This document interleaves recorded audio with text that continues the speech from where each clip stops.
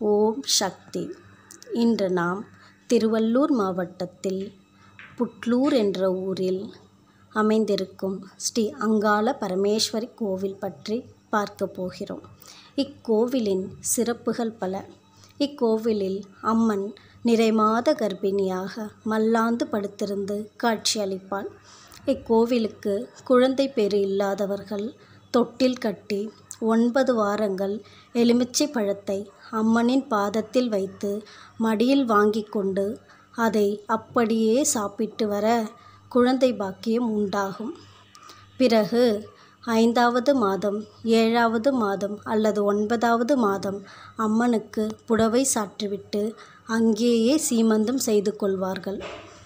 பின்பு திருமணம் ஆகாதவர்களும் 9 வாரம் தொடர்ந்து வர திருமண தடை நீங்கி திருமணம் ஆகும்.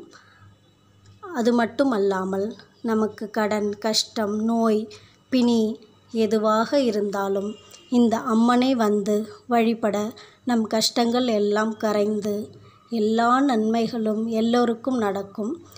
இந்த அம்மனுக்கு பூங்காவனத்தம்மன் என்றும் பெயர் உண்டு. ஓம் சக்தி என்று சொன்னால் போதும், எல்லா பிணியும் விலகிவிடும். ஓம் சக்தி.